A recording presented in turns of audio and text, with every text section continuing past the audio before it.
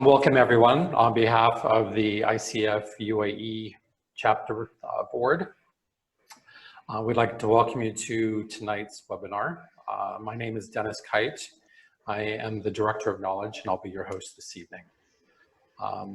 We have some important information that I want to share with you. You probably noticed it when you first came into the waiting room. There was a notification that said that we're recording the session.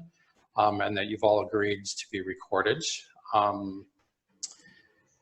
I just wanted to, again, for GDPR compliance reasons, just remind you that we are recording today's session and that we plan to use screenshots and the recording we'll be posting it on our social media posts. If you don't consent to being recorded, you can disable your camera and you could actually go in, if you click on if you just run your mouse on your picture, you'll see three little dots that appear up on the top right hand corner. You can go up there and you could rename yourself there. So we won't ask you to turn on your camera if you've turned your camera off, but we just wanted to make sure that everyone is aware that we are recording this evening. So we've got a lot to cover this evening, so let me jump right into it. Terry Watkins is a coaching solutions partner and a professional certified coach for the Ken Blanchard Companies.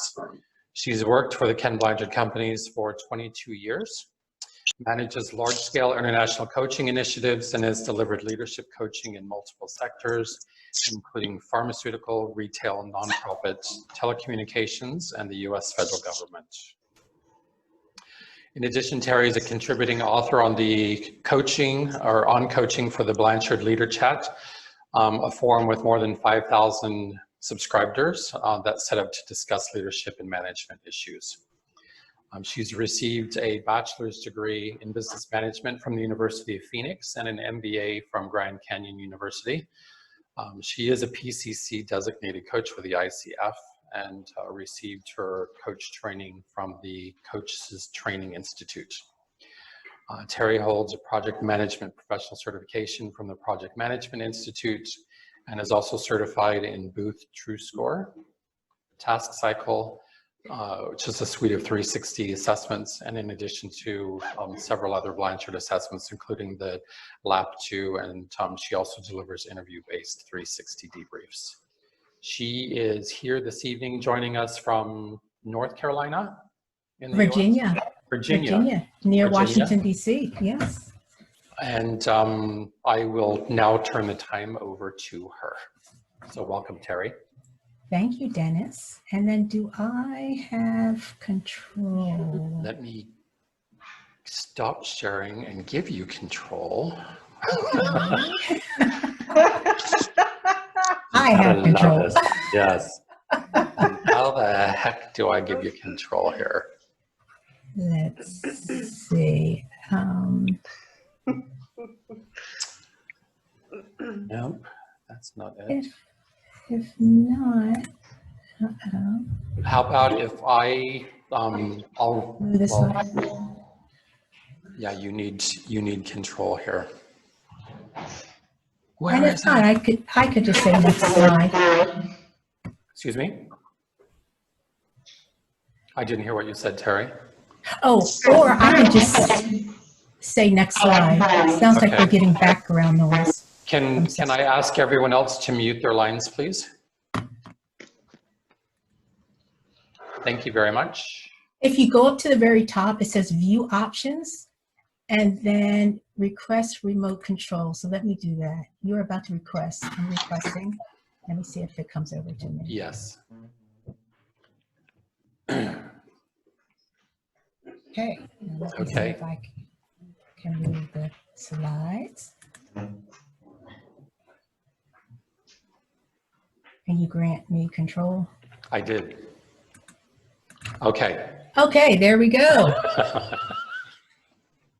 We did it. Yay. All right. So let me go back one. Uh-oh, something's moving. That was me from my side, sorry. I think you have control.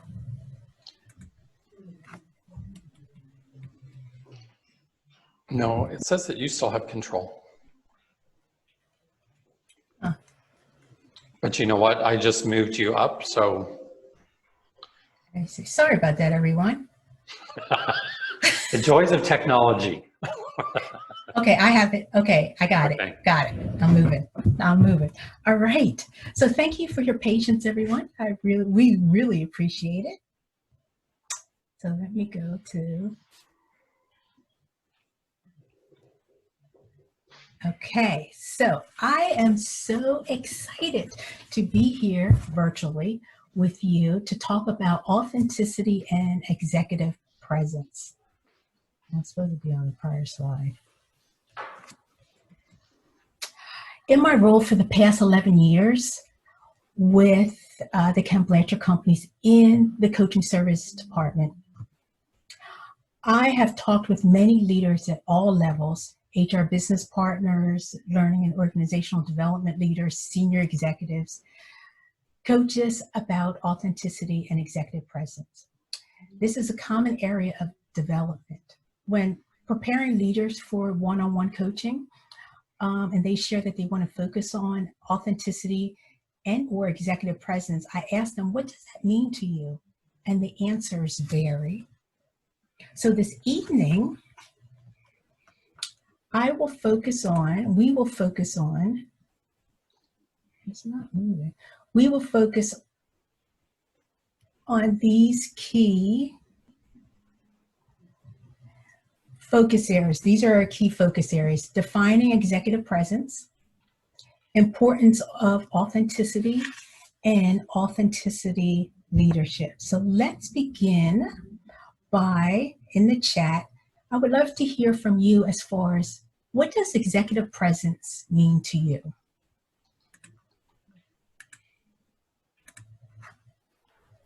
And I am not seeing the chat. Seeing the chat. I'm not seeing the chat either, so let me. I'm going to give up control, and I think it will be better if you just move through the slides. All right. Because then my chat comes back, and if we can go to the prior slide. Yes. Let's see how I get you to the prior slide. Yep, executive presence. Okay, the one after that. There, perfect. Okay. So now I'm going to open up chat so we can, so please, in the chat, okay, we're back to resuming. In the chat, what does executive presence mean to you? Thinking about for yourself, for your clients, what does it mean? How to show up in an executive role, credibility, appearance, gravitas. Yes, and we're going to talk more about gravitas. Substance of your conversation. Yes, Wendy, thank you. Sharif, I see emotional intelligence, awareness, approachability. Yes, Helen, I see you typed in trustworthiness and competence. Maria, listening. Listening is so important. Truly listening, active listening. Yes, care and reflection, being a good listener. Thank you. Being present, being who you are. So being who you are steps into authenticity, being authentic. Yes, I see someone said authentic, yes. So some that came to mind for me, and some of the research is really communication, delivering your message effectively, appearance, knowledge, networking with senior leaders, and then thinking about leader versus manager, and then perception. So thank you for that. If we'll move to the next slide, in my research around executive presence, here are some traits that were identified. So doing what is right, transparency and authenticity, and we'll talk a little bit more, go into a little bit more detail about authenticity in a few minutes. Emotional intelligence, confidence, being trustworthy. So these are some of the traits and characteristics that you see on the screen that came out, and just a few. There's so many around executive presence. So I want to share with you in my research in one book that I have that I really refer to quite a bit. It was written by Sylvia Ann Hewlett, and she's an expert on power and influence in the workplace. And she wrote the book on executive presence called Executive Presence, The Missing Link Between Merit and Success. And in the book, she included a study by the Center of Talent Innovation, where she is the CEO of this center. And the study resulted in 3 pillars for executive presence. So on the next slide lists the pillars that came out of this study. And so the study included 4,000 college-educated professionals and 268 senior executives.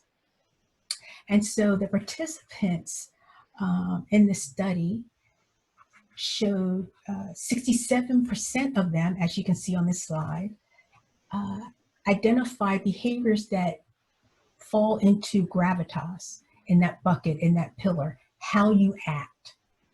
And then 28% of them said how you speak, communication is part of executive presence. And then appearance, only 5% identify behaviors and traits that fall under appearance. So as you or your clients think about executive presence, the specific behavior characteristics will fall into one of these 3 pillars. So gravitas, communication, or appearance. So out of these 3 pillars, we will dive a little bit deeper into gravitas and communication. So now let's look at gravitas. And so on the next slide, here's another question. Love to hear from you and get your thinking here. How do you define gravitas?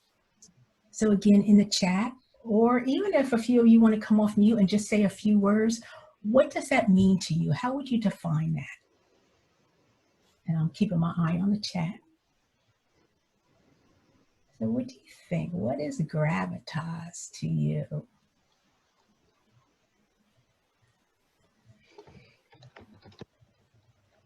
I hear somebody typing, or if you want to come off mute and say a few words about it. I see it almost as like almost like a magnetism. You just drawn to the person. Yes, definitely. That is one. You want to get people to really want to hear from you, want to be around you. Someone, Helen wrote, influencing authentically. Yes. Your manner, how you come across. Wendy, thank you for that.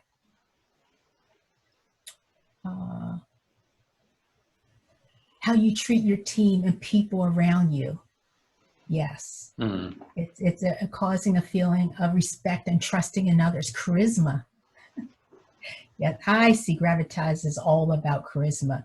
And just within that word charisma captures so much more. Having dignity. Nicola, thank you for that. Yes, having dignity. And Deepika had said walking the talk. I think is yes, walking the talk. And that walking the talk can relate to your values, being authentic, what you radiate out. So it's all about projecting, gravitas. Consistency, yes, thank you. Yeah. Confidence, presence.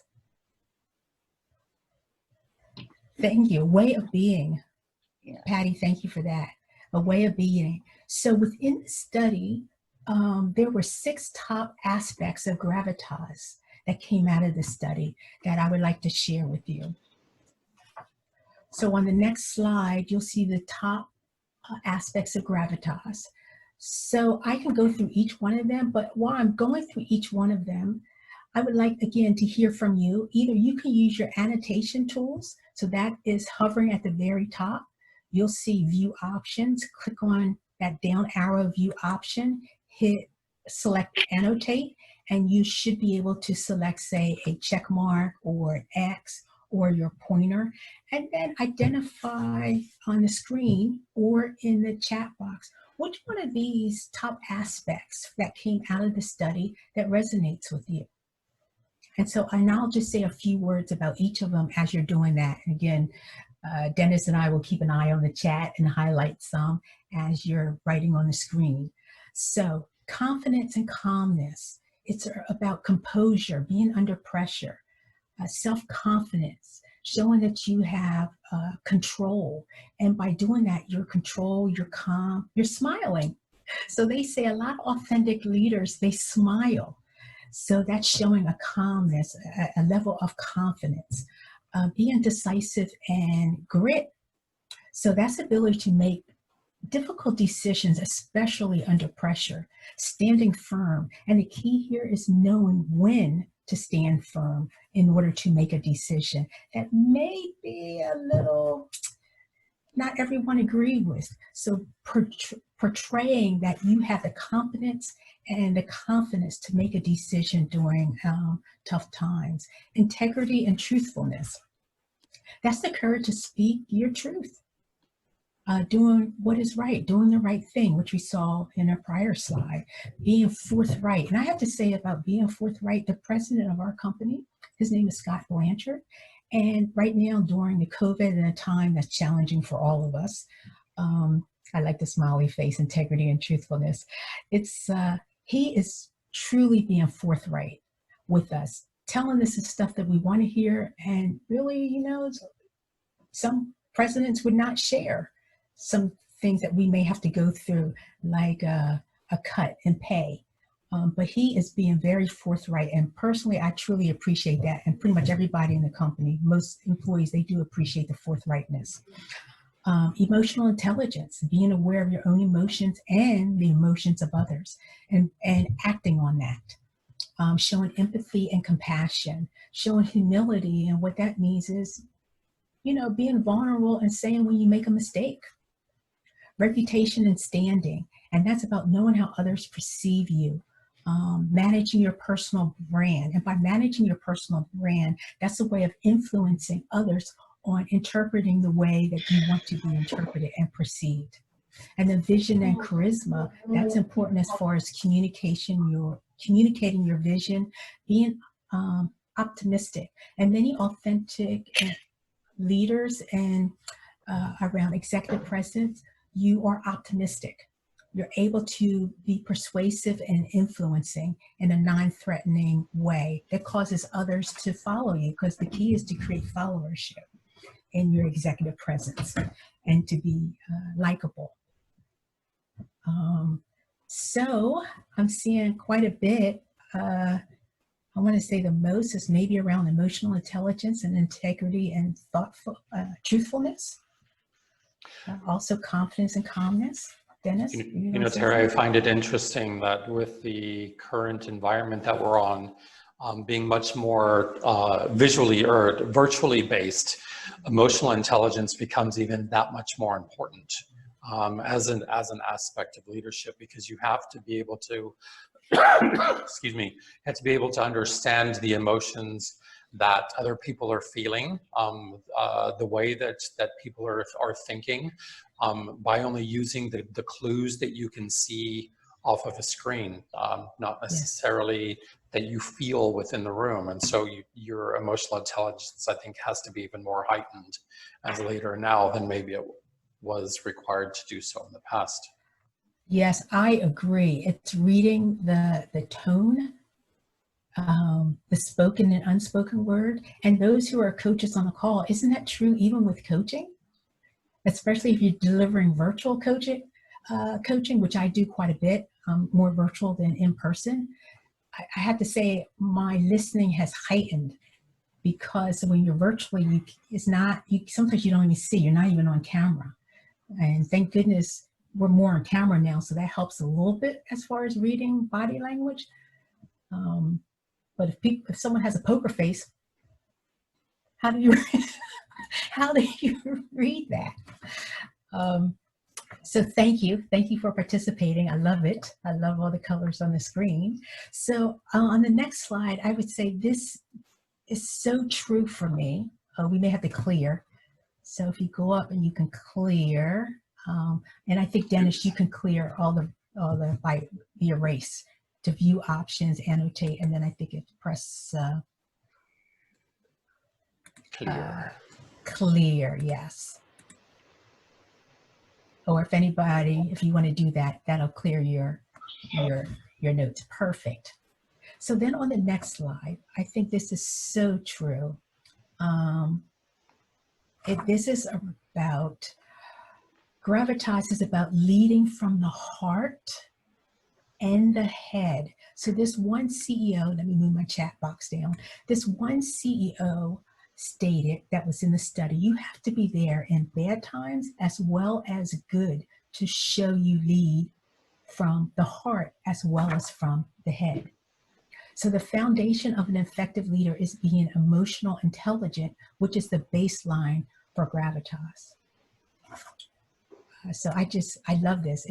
And the company that I work for, the Ken Blanchard companies, they truly believe this. Ken Blanchard states it's all about love, and it really is about the heart and leading from the heart. And then the head is about the vision, and we'll talk a little bit more about that. So I just had to share this because I really think it's important for executive presence and being authentic. So let's now talk a little bit about the second pillar, which is communication. So here on the screen are the top communication traits that were identified through the study of through the Center for Talent Innovation.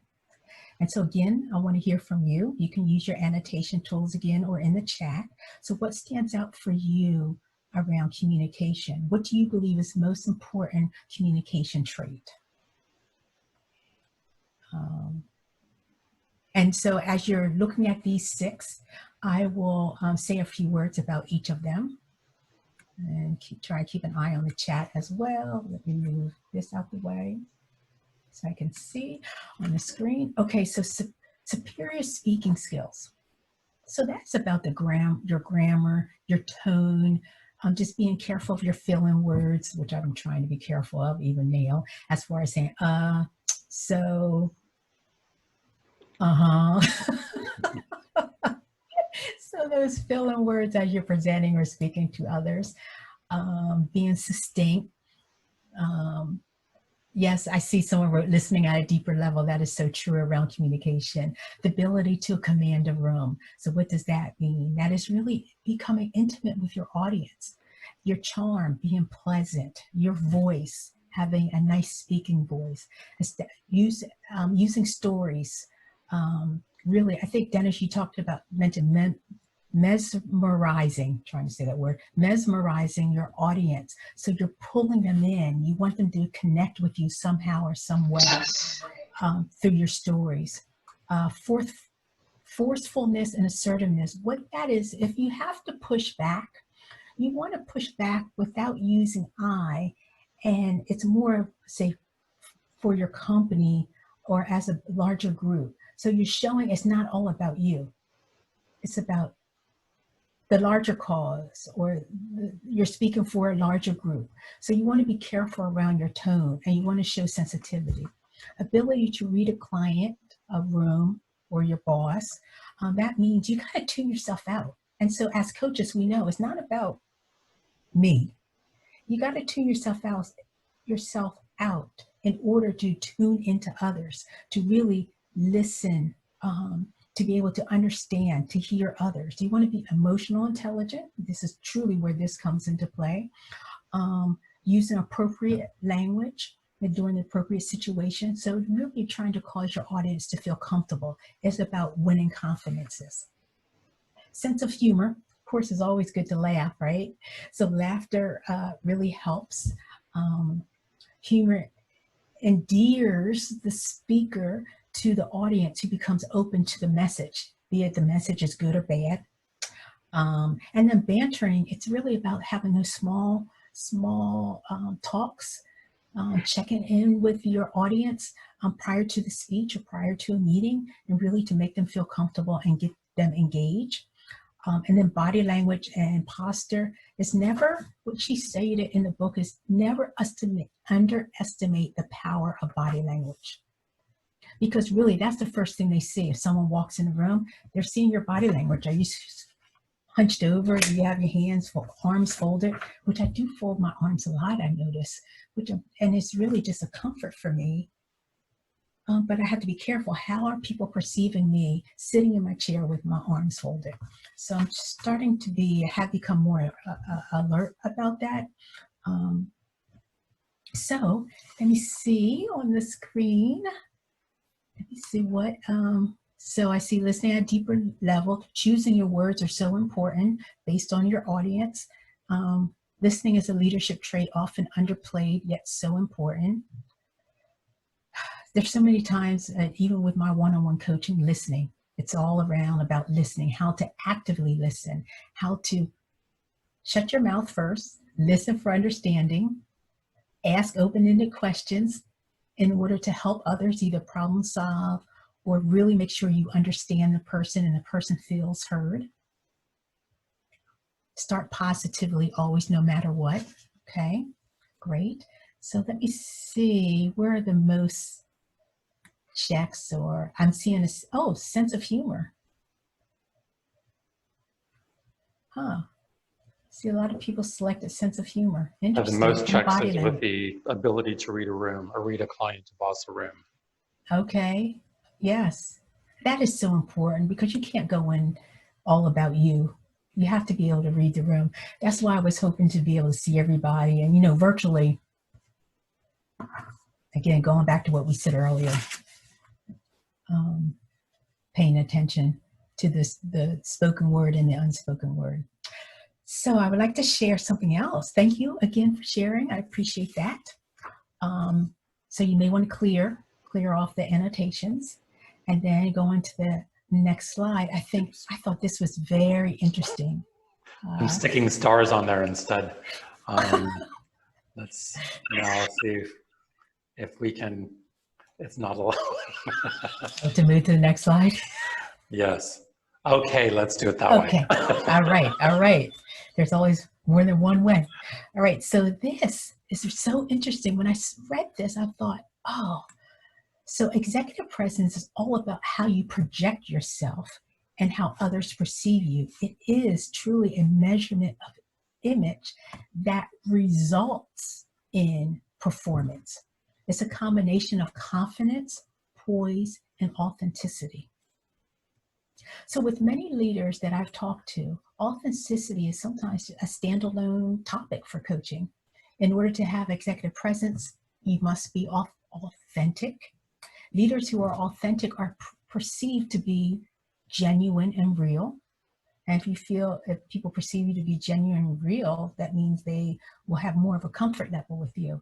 They will be more engaging. They would follow you. Authenticity is extremely important throughout the three pillars that we just shared in the previous slides. So now let's focus a little on authenticity. On the next slide, Bill George, he created the 5 characteristics of authenticity. He is an author of Discovering Your True North, which you may be familiar with, that book, and he taught leadership at the Harvard Business School since 2004. I'm not sure if he's still teaching. He's pretty up there in age, but he may still be. I don't know. In order to be an authentic leader, Bill George focuses on these core, and the core in the middle, characteristics: purpose, values, relationship, self-discipline, and heart. In addition, there are the related behaviors outside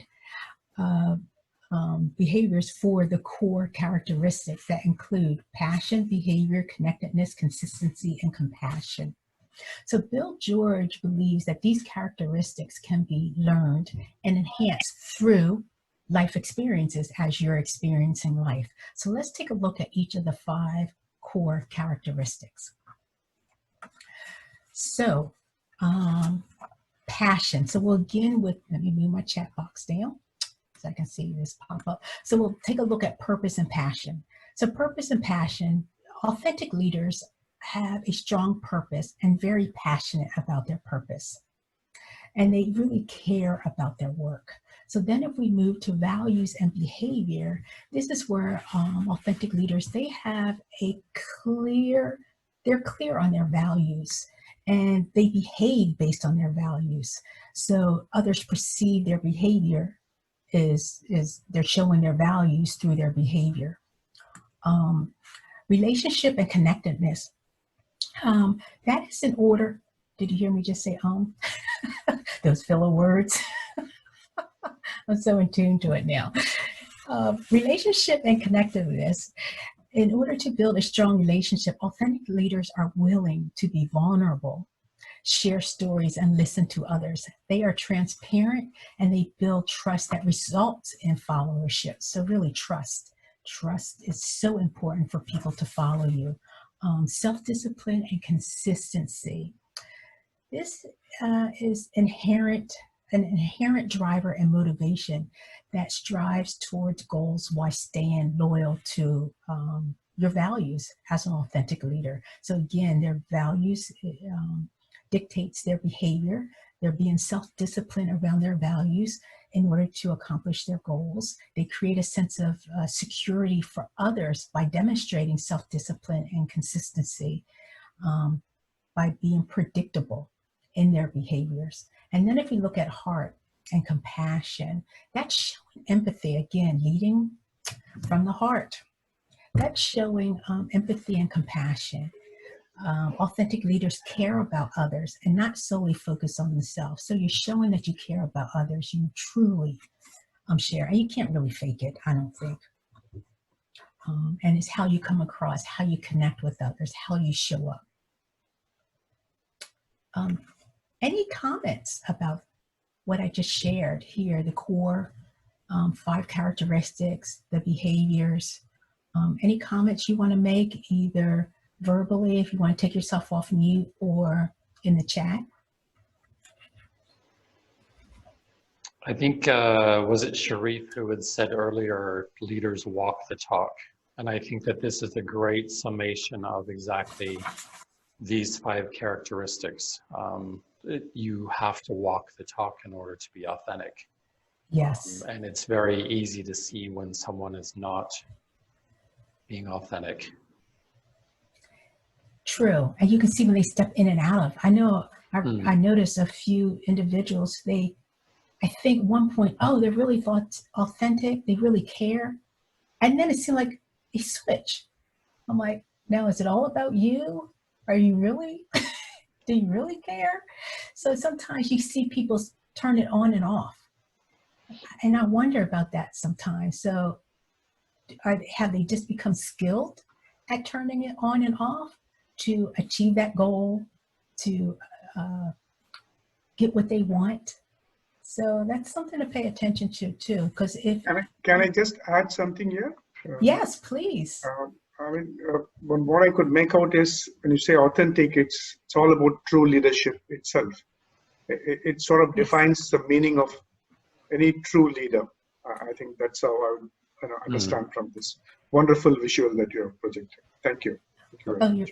Thank you so much for sharing. Yes, it is truly about true leadership. At the heart, again, I didn't mean to say that, at the heart, but at the heart of true leadership. So thank you.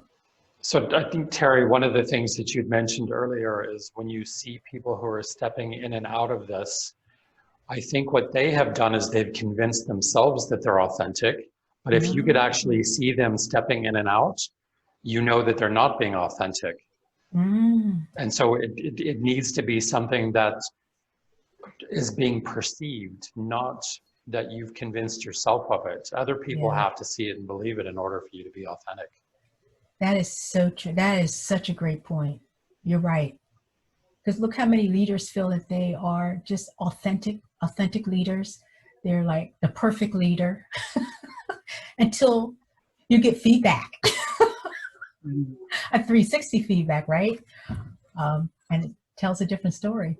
Exactly.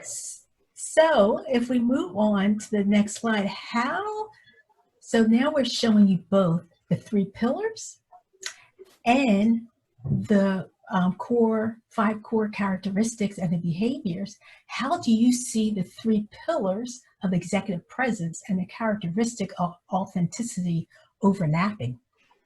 I know we talked a little bit, some of this came out in the prior slides, but how do you see it overlapping, and can you have one without the other? So again, in chat, or if you want to take yourself off mute, that'll be interesting to hear. Can you have one without the other? Can you be authentic without having executive presence, or have an executive presence without being authentic?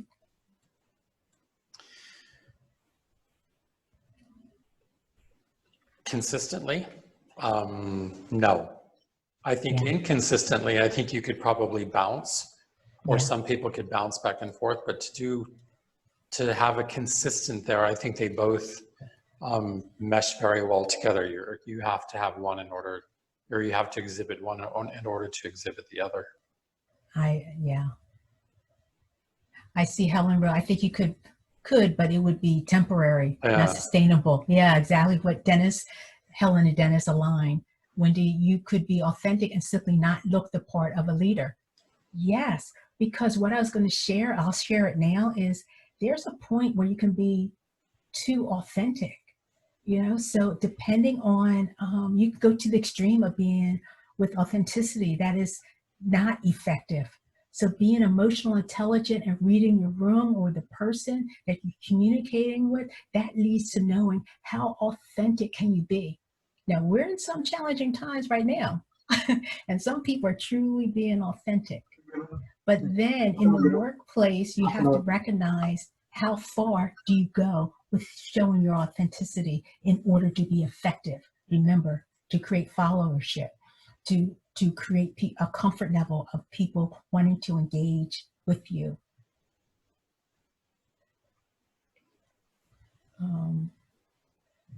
Any other comments I see? Wendy, thank you for saying that, typing that in. Any other comments or thoughts around I just that? have a question, actually. Sure. About what you just mentioned about authenticity and not going sometimes too far into authentic. Can you explain that a little bit? How can one be too authentic? I mean, can you elaborate a little bit more on this? Okay, so say showing your emotions, or if you're really not in agreement based on your values and something is showing up, or you're in a discussion, do you just be that real or raw with what you're feeling or what you're saying? Or do you tailor that in a way that doesn't cause others to become very defensive, where that wall goes up and they're not even hearing you? So that goes back to someone saying, select your words. So you can still be authentic, but maybe you're very intentional with your words, which still relays how you're feeling, but in a non-threatening possible way. Does that make sense? Yeah, I think it makes sense. I think it also links into emotional intelligence a little bit from what I gather. But yeah, I mean, I totally understand what you mean. Makes total sense. Yeah. Can I just add on something to this?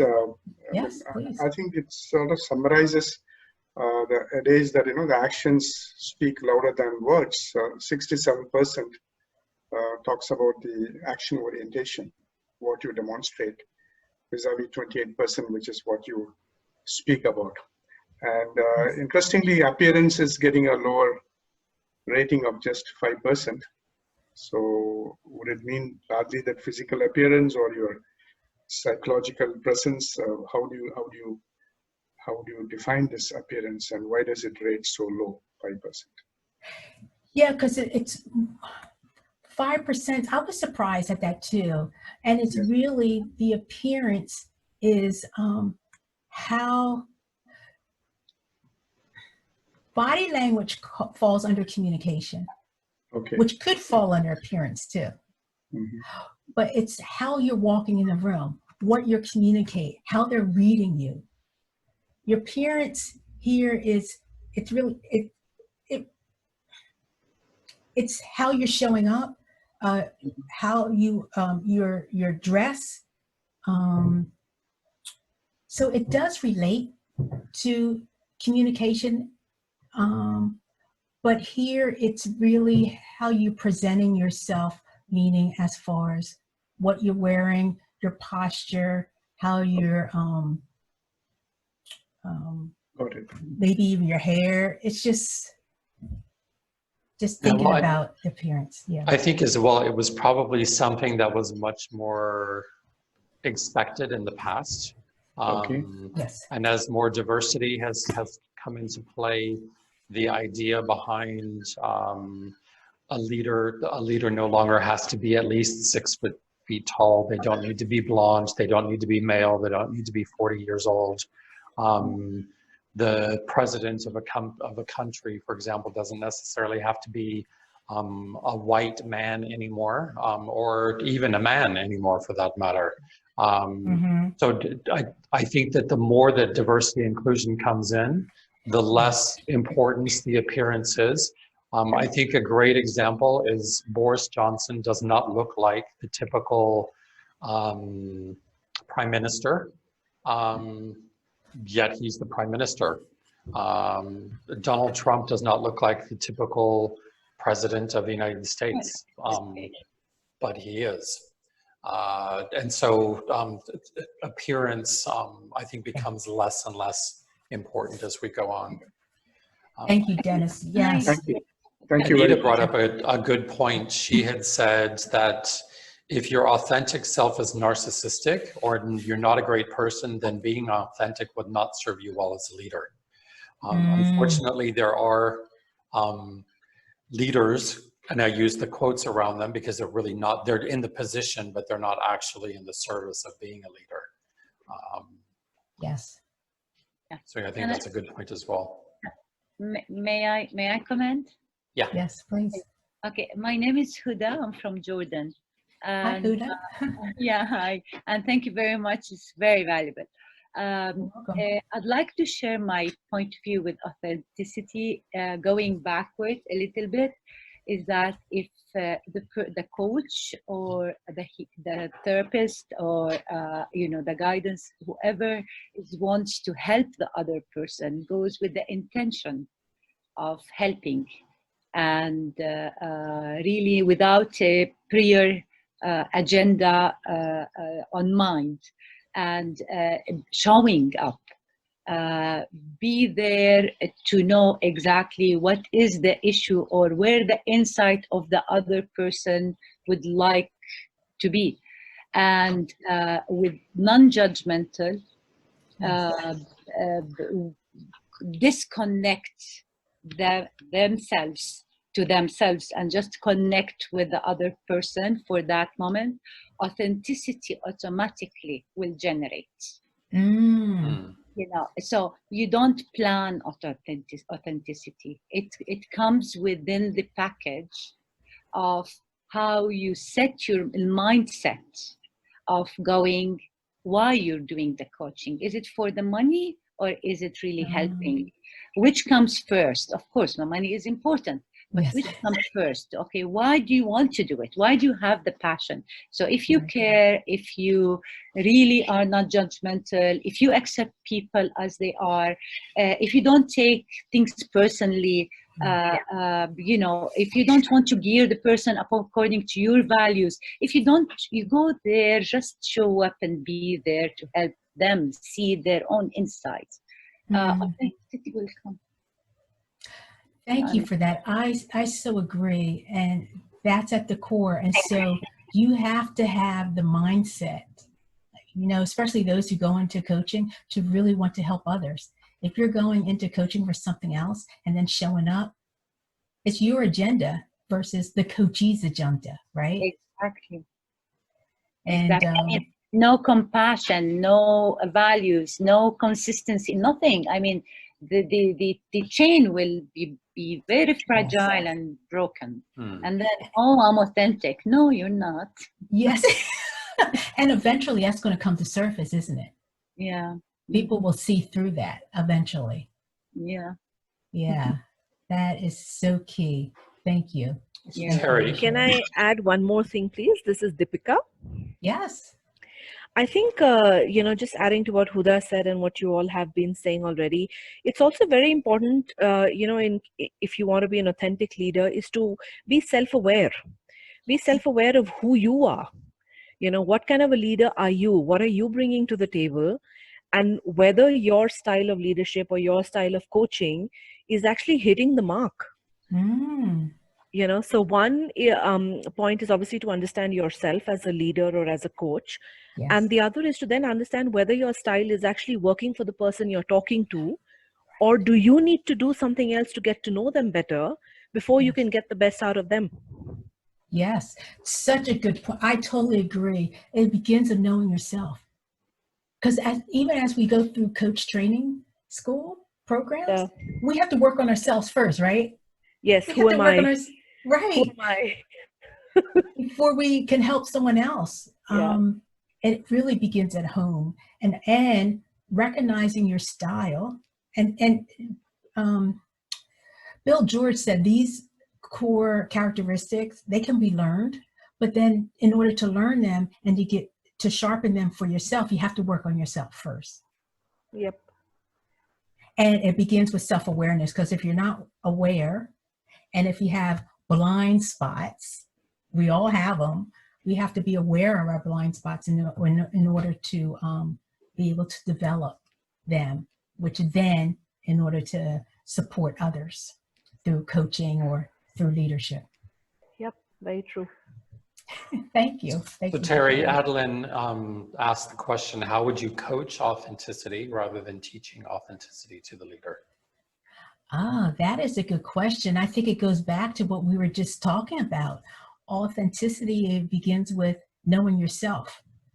So touching on the values, what are your values? What do you value? How do you generally show up? And really coach as far as how do you generally show up? We have something here at the Ken Blanchard Companies called leadership point of view. So this is, and you can call it whatever, but it really is working with your clients. I'm calling the coachees the clients, around really gaining clarity on your values, gaining clarity on who you are deeply, and that starts from your upbringing. So your upbringing, how you were raised, your culture really imprints on who you are and your values. So gaining clarity on that. So we have this, what you call is leadership point of view. So a coach will work with a client, a leader, usually it's executives, to create their leadership point of view. So really to sit back, really do some self-reflection, recognize who are the people that motivate you, who are those that you really looked up to, what are your values, who do you want to be, what do you want to project, and what are your stories behind when you did something well, and what are your stories behind what you learned from doing something that fell flat, that didn't go over that well. And then creating stories, because right now it's all about telling your stories in order to create engagement.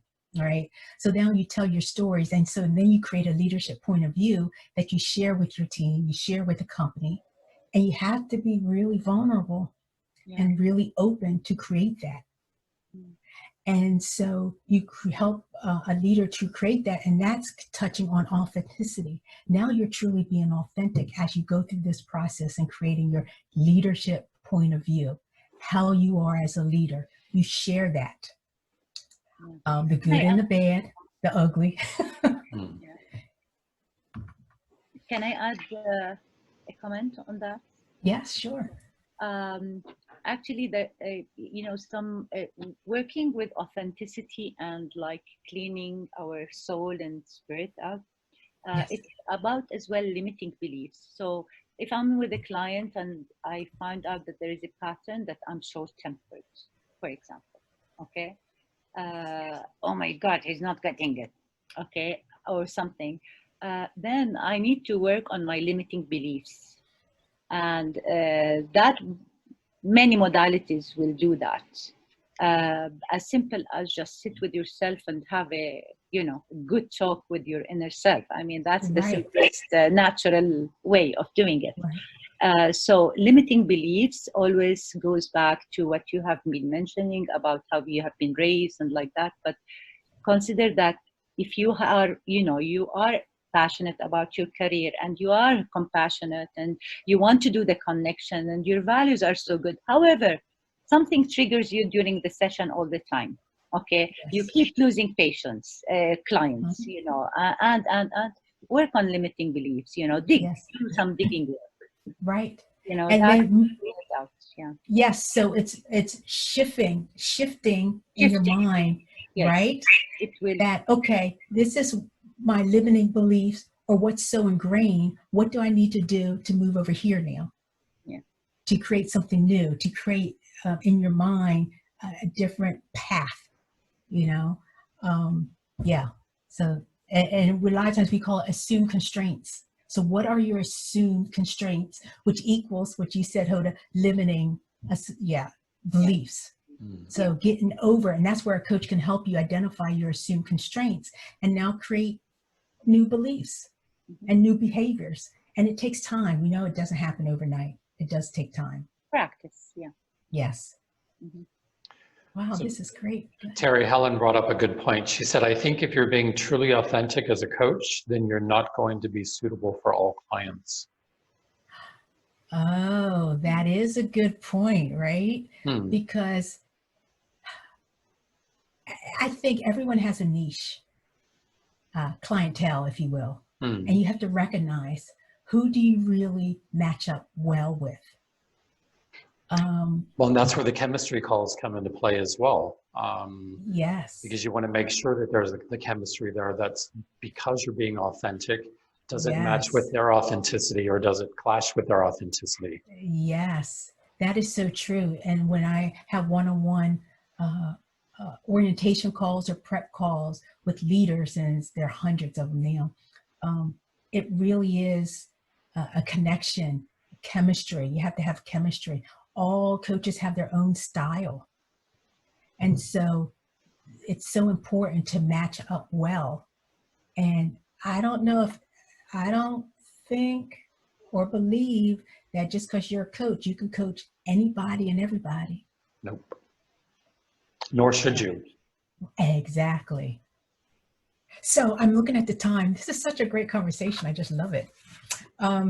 So if we move to the next slide, here are the steps to create authentic executive presence. So from this list, and this list I put together from not just the book, but other research I was doing, I did. And so again, I'd love to hear from you. You can use your annotation tools. What is the most important for you from this list? Or is this something else around being having authentic executive presence, let's say? So from this list, what do you think is most important for you? Being human, balance, competence with vulnerability. Begins with self-awareness, self-reflection, identifying your values, being transparent. I think it's so key to be transparent. And that goes back to the president of our company. He's being so transparent and forthright. And I was just transparent with you a few minutes ago when I said, did you hear me say, I think being transparent just helps with engagement, because who's perfect, right? As much as I want to be perfect, I'm not perfect. Nobody's perfect. And we all make mistakes. So let's be transparent about it. Show empathy. I like that. Yeah. Be open to feedback. I see a 3. Do the right thing. Everyone's selecting all. Be transparent. Be balanced in decision making. Consider others' opinion. Yes, because you know what? Companies are made up of people. You accomplish goals by working together. You don't usually do it by yourself.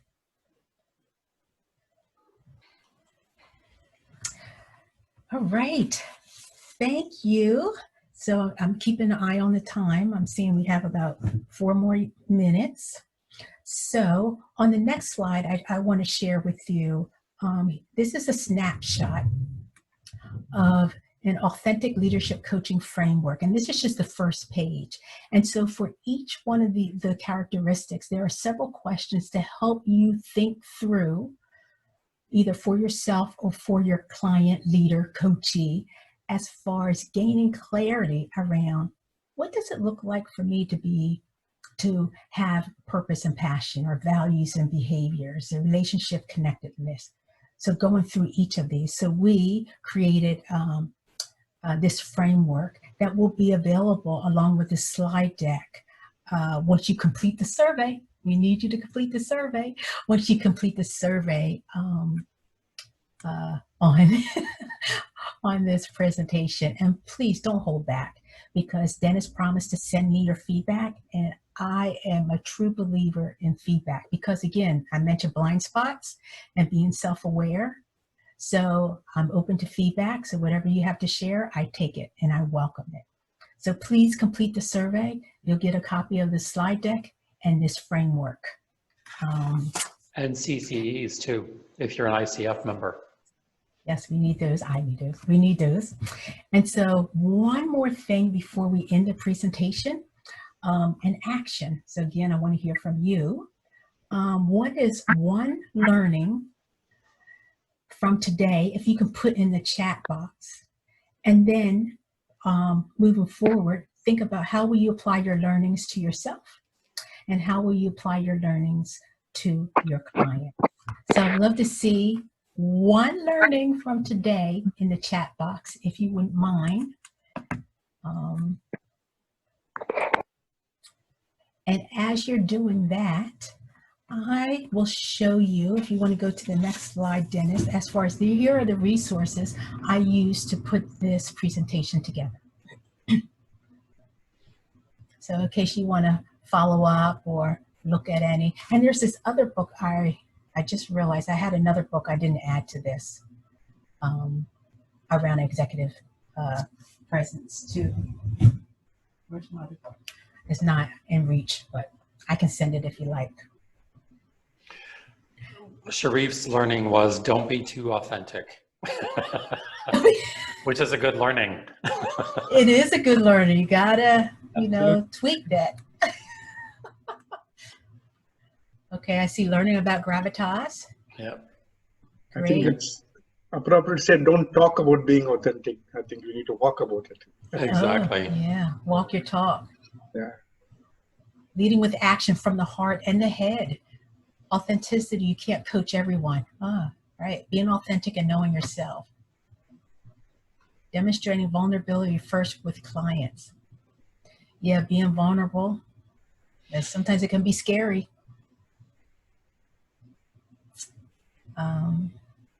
Brene Brown. Brene Brown talks a lot about vulnerability. I was looking to see if I see her book. Yeah, Brene Brown talks a lot about, she's an expert in vulnerability and courage. So if you want to add that to the slide deck, I can, I'll update the slide deck before I send it out. Okay, so I'll add the two books that I'm thinking, Brene Brown on vulnerability and the other executive coaching book that I have. Oh, I see Helen said, yep, she's one of my favorite. I'm guessing you're talking about Brene Brown. Show up in bad times, they're coming fast. I see someone else said, I love Brene. Yeah, show up in bad times as well as good times. Yes, you got to show up. If you're the leader, I mean, we all have bad days, but you have to show up. And so if you're having a bad day, just be transparent. Be vulnerable. Let's see, showing the real you with all the strengths and weaknesses. Yes. Oh, this is great. Oh, I know. Okay, we're at time now. I'm reading. So I just want to say thank you so much for all of you that took the time to be with me on this topic that I really enjoy researching and trying to be better at it myself. And working with Dennis was fabulous. So Dennis, thank you for the invite to be part of your chapter this evening. I truly enjoyed it. Thank you so much for taking the time to spend with us. I can see from the interactions that this is a topic that has struck a lot of nerve, and people see the importance of it. So thank you so much for sharing that with us, Terry. You're welcome. And again, just a reminder, we'll be sending out a feedback survey link for you tomorrow. If you fill out that survey and submit it back to us, we will give you a copy of the slide deck plus the coaching framework.